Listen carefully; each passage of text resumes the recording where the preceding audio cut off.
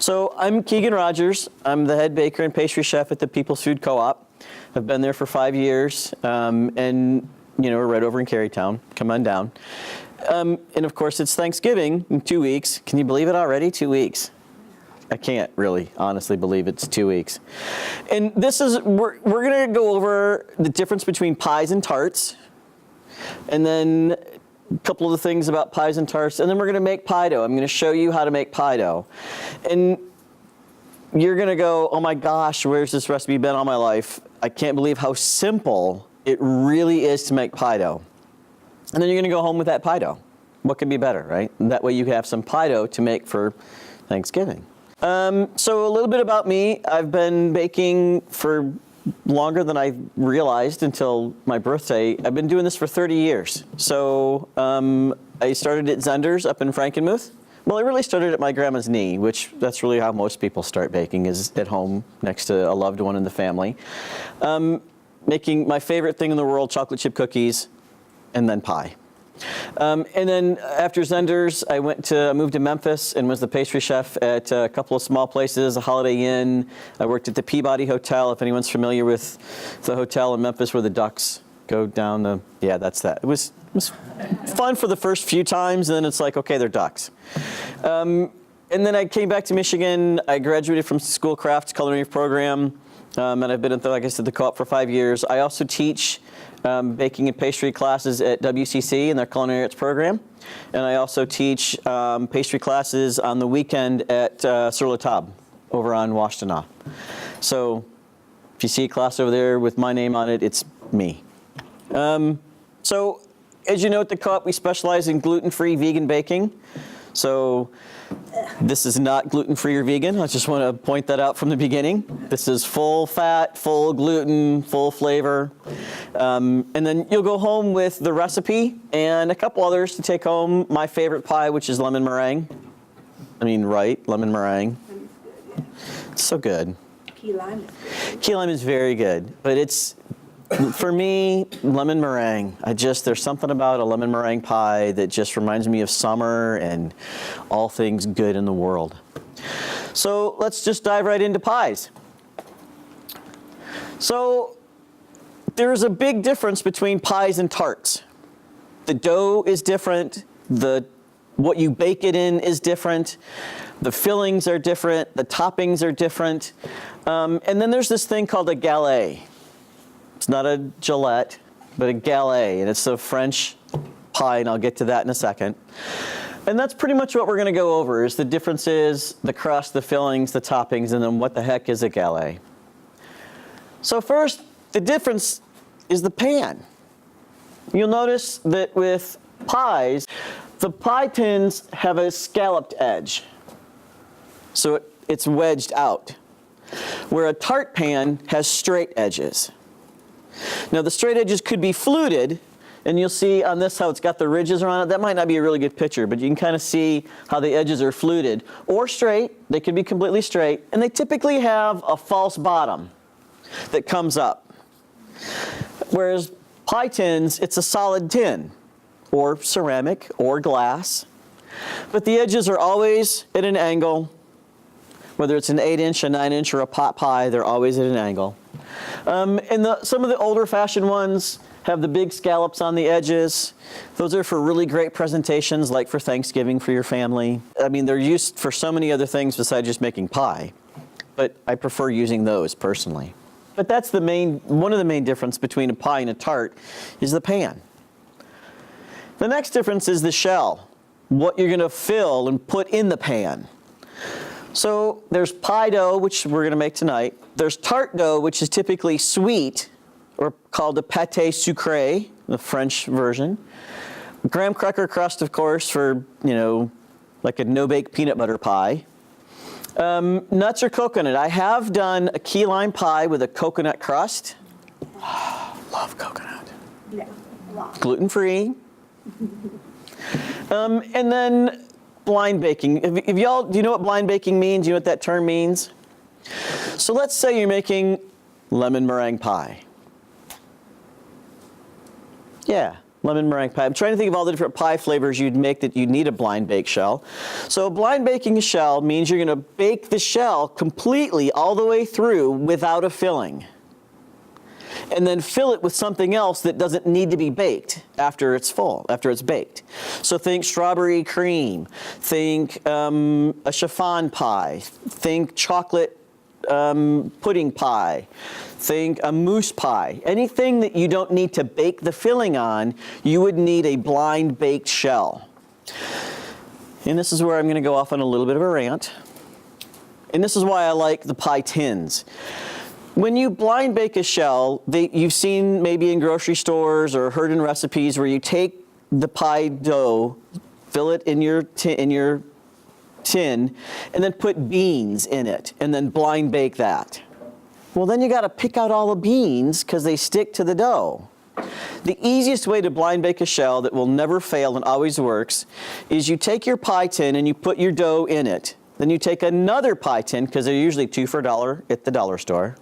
Right? How economical is that?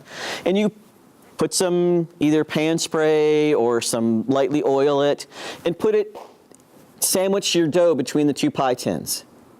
Flip it upside down, put another pan on it, and bake it like that, upside down. That will retain the shape because gravity's working for us at that point. And we'll keep the sides of the pie exact the way you need to and not slump down in the middle. And you won't have to get the beans and try to pick them out of the pie shell at the bottom, because that's no fun. Then you've got little dimples all over the pie. And I forgot to bring a pie tin to show you, but basically that's it. You sandwich the dough between 2 pie tins, flip it upside down, put something to weigh it down, and then bake that all the way through. And when you can take your thumb and flick the pie tin off the dough, it's done. See, it's just kind of with your thumb, gently, carefully, because it is hot. Don't burn yourself. You got a really nice pie shell. Pull it out, let it cool completely, and then fill it with whatever your little heart desires. Lemon meringue, chocolate, strawberry. All kinds of chiffon, mousses, anything you can think of. And if you're making quiche, we talked about quiche, you want to par bake your shell. So you do the same thing, but don't bake it all the way through, like 15 minutes. If you don't bake it all the way through, if you don't par bake your shell before you make your quiche, when you put it in to bake, the eggs will come together and pull from the sides, so you'll have a gap about maybe ½ an inch all the way around the shell where the eggs came together and pulled apart from the shell. So if you par bake it, that will set the shell in place and that won't happen. You'll have a nice, even, smooth quiche. Any questions on the shell? Or I think I gave you, I'm trying to remember if there was a recipe for a pâté sucré in your packet or not. But today is all about pies. If you make shepherd's pie, Mm-hmm. do you make a crust for that? Mm-hmm. For the bottom, yes. For the bottom? Mm-hmm. Okay. Yeah, for the bottom, and then the top is mashed potatoes. Yeah, mashed potatoes. Yeah, which is yummy. The filling. So here's the difference between pies and tarts.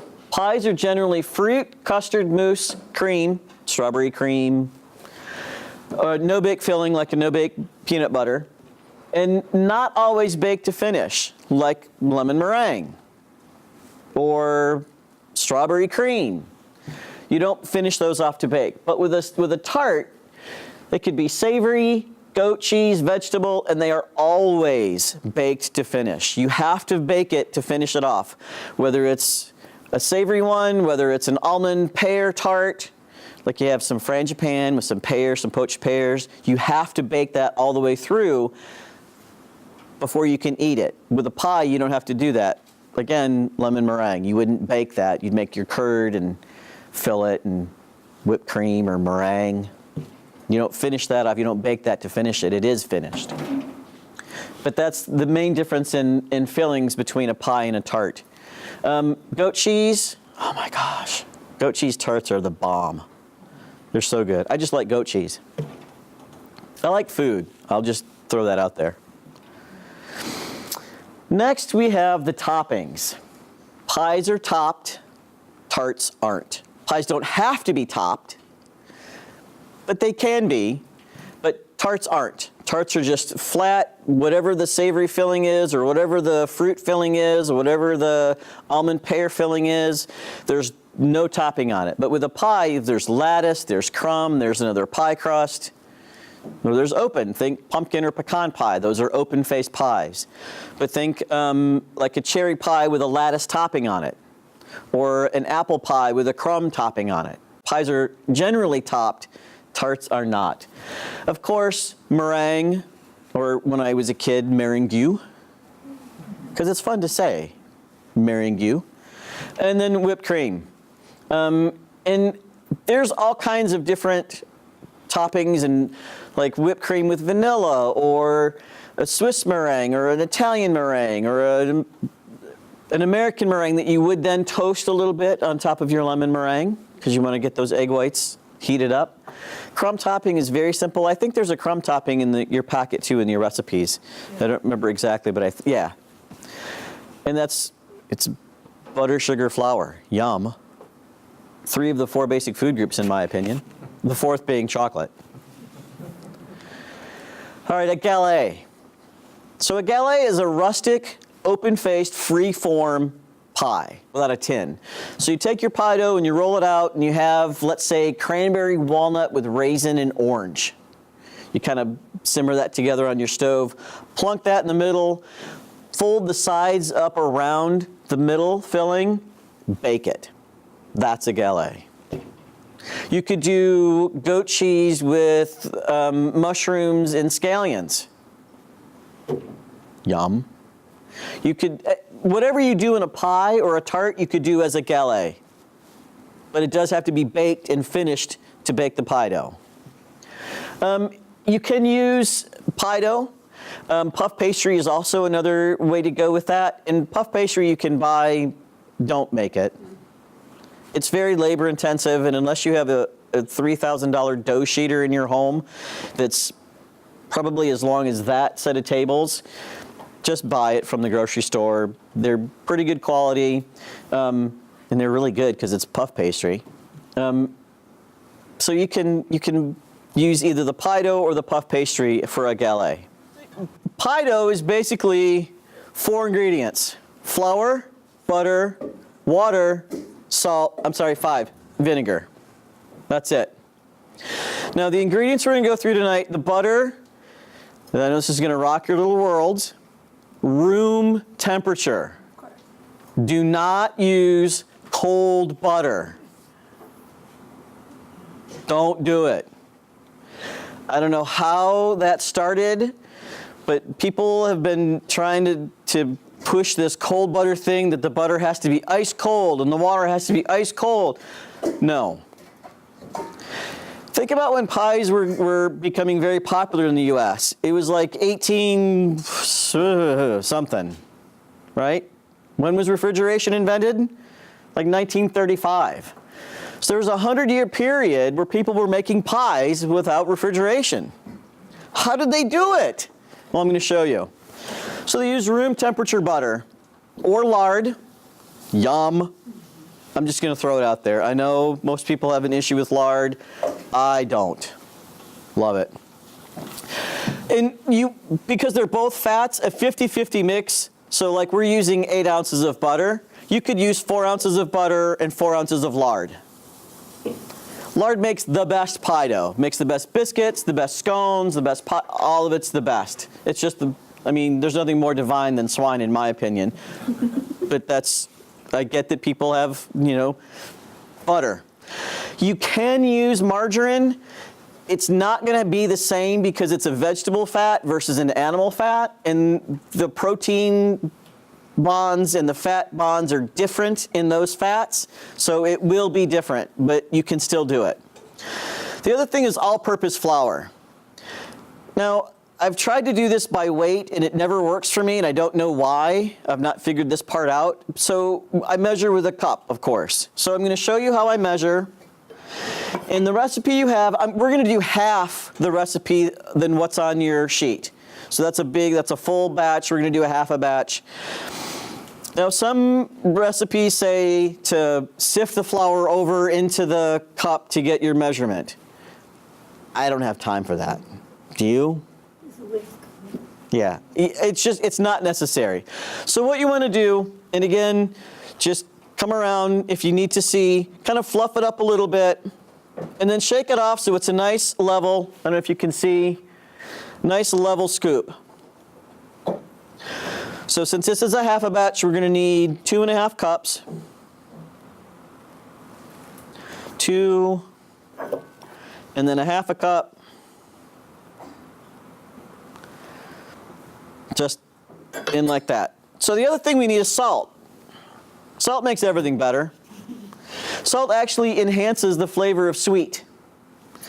Just like acid enhances the flavor of sweet. So they go hand in hand. You don't want a lot of salt, of course, but a little salt. In this recipe, it calls for a tablespoon, or half a tablespoon. So we're just going to go with half of that, which is, so half a tablespoon is 1.5 teaspoons. So half of 1.5 teaspoons is 3/4 teaspoon. So, and again, same basic thing, just, even level it off. And that's all the salt we need. And then just mix it with your fingers. The other thing we have is water. Room temperature water, and then vinegar. So today I grabbed from the kitchen just apple cider vinegar. It's fine, it works. White vinegar is fine, either one is fine. They're pretty interchangeable, mild flavors. I would not use a balsamic vinegar. Wouldn't be very tasty. Yeah. It would change the color, it would just, don't do it. And again, it calls for a tablespoon, so we're going to do half of that,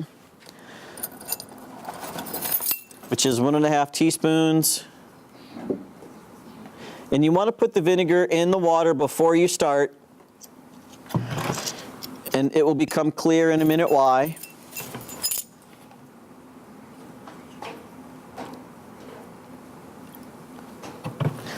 All right, and we're done with this, and we'll move the vinegar out of the way. All right, set that to the side, and here we have butter. Now this is actually a little too cool. It's still relatively soft. I can squish it, and actually I'm going to do that. I'm going to squish it a little bit just to get it soft enough to do what I need it to do. But if you leave your butter out on your counter overnight, it should be squishy enough. You want it kind of squishy. And I know I'm kind of making a mess, and that's part of why I like pie dough, because I like playing with my food. And we're just going to dump it in, just like that. And then what we're going to do is what's called the frizzage method. It's like a massage, but with a fra in front of it. And we're going to come up from the bottom and take the butter and the flour and do this. And you'll see, kind of like I'm fanning money with my fingers. And then keep turning the bowl. Trying to keep all the flour in the bowl. Yeah. It is. And I just want to keep doing this. Breaking up those pieces of butter. Because what I'm doing at this point is I'm encapsulating the flour in butter.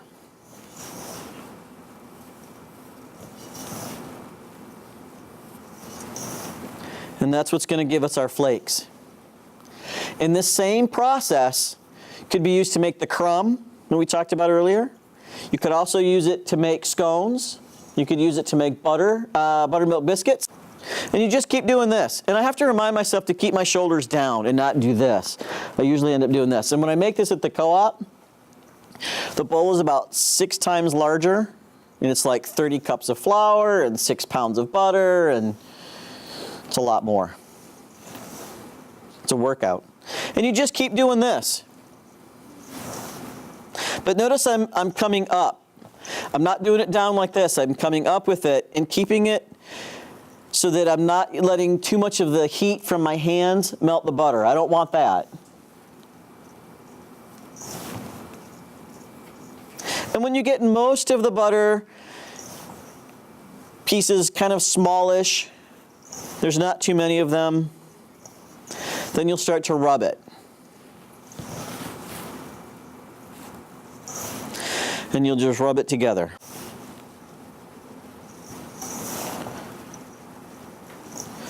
And just keep turning the bowl, again, keeping your shoulders down because then your shoulders will hurt. And you just want those big pieces of butter to be gone. And you're creating, because on a lot of pie dough recipes, you'll see where it says to use the pastry fork or pastry blade until it looks or resembles cornmeal. Have you seen that? Have you heard that? This is doing that for you.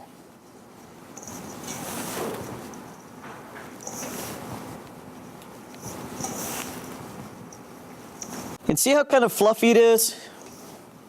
This is exactly what we want.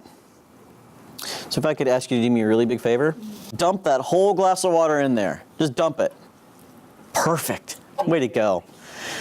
That, if you've seen that sprinkle, sprinkle, sprinkle, sprinkle water, sprinkle, don't do that either. That's nonsense. You're going to overwork the gluten doing that. So what we're going to do now is, now that we've dumped all that water in, because it's got the acid from the vinegar, we want to mix in all that water. So come around and just push. Move it around and just push. And you're going to get stuff all over your hands. That's okay. You're supposed to. Keep pushing, and you'll see all the dry will start to stick together.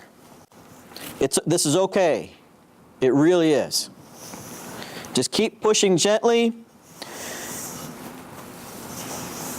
Because when you add water to flour, you're creating more gluten. And when it comes together pretty solid like this,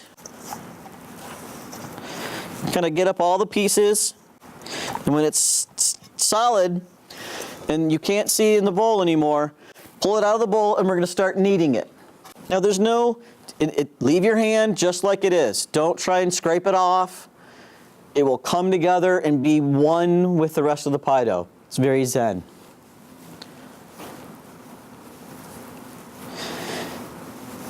And just gently fold it over. And notice how there's like stuff on the table. When you don't see any more stuff on the table or any more stuff on your hands, it's done. Is this enough for a single pie? This one is. Or is this a double pie? Because this is half. Okay. But the recipe you have in your packet is enough for either 2 bottoms or a bottom and a top.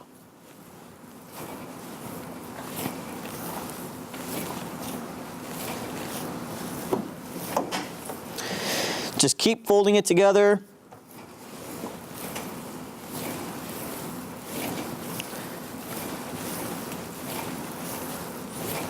And you haven't floured your board at all? Nope. Kind of grab all these bits and pieces off. Do you have any trouble doing this all on parchment paper to sort of save the countertop? You won't need to. But what if you wanted to? Would it hurt anything? You'd have more trouble trying to keep it on the parchment. Okay. And notice now it's really starting to come together and looking like pie dough. We're almost there. Kind of roll around and grab any flour that fell out of your bowl.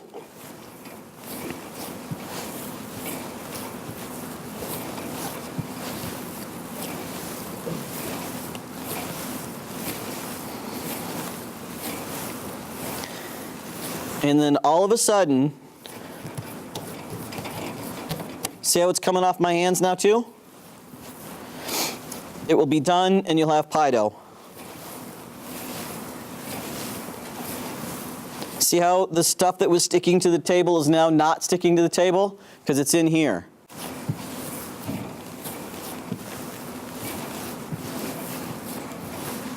And we're done. It's pie dough. It does need to rest and refrigerate for about 30 minutes before you do anything with it.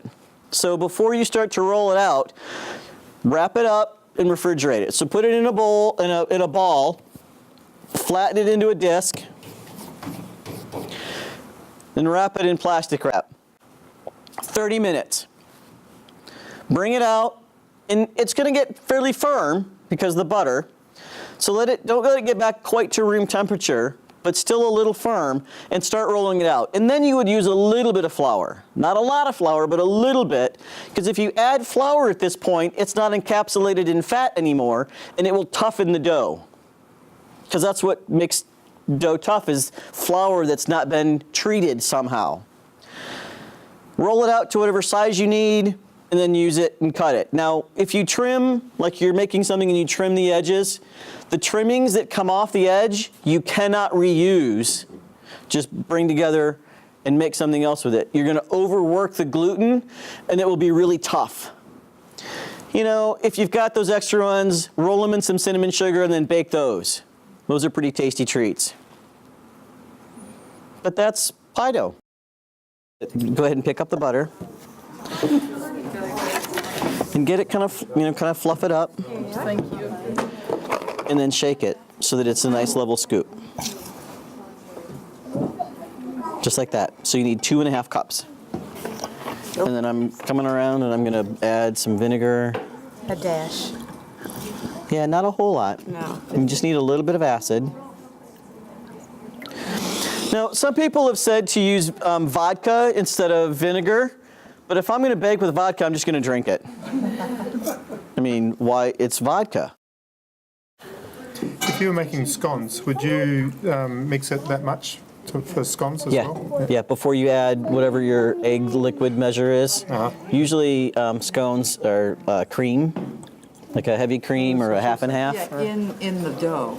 Yeah. Yeah. Exactly. Yeah, so you do that part first and then add the cream at the end, just like the pie dough, but instead of water, the cream. The cream. Okay. Yeah, because the cream has extra fat and extra flavor, right. and the milk solids in there will pull it all together and get it a nice. Sugar.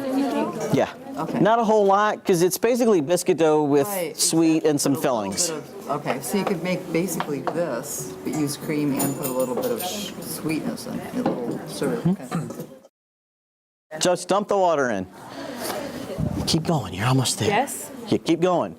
You're close. You did that water so expertly, I have no... Wow. I know. You've done this before, haven't you? Maybe once. Listen to you. So, Yep. All right, so as you're working your pie dough and we've got the bags coming around, once you've got it in your bag, it can refrigerate for a couple of weeks. Honestly, it wouldn't last that long in my house. But the other thing you could do is you can freeze it.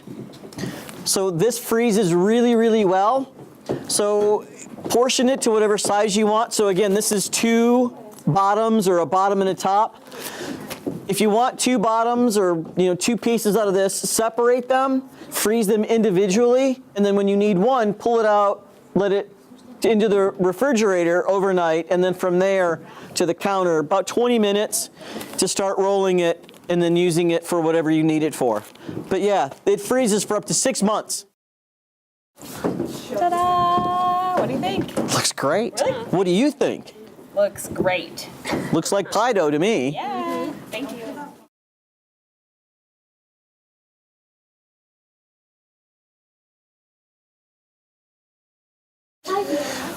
All right, I think we're done. How'd I do on time? You did great. What time is it now? Was it a 7 to 8:30 or was it a 7 to 9? 7 to 8:30. Oh, What time is it? 8:30. Look at you. You're on the ball, man. Awesome sauce.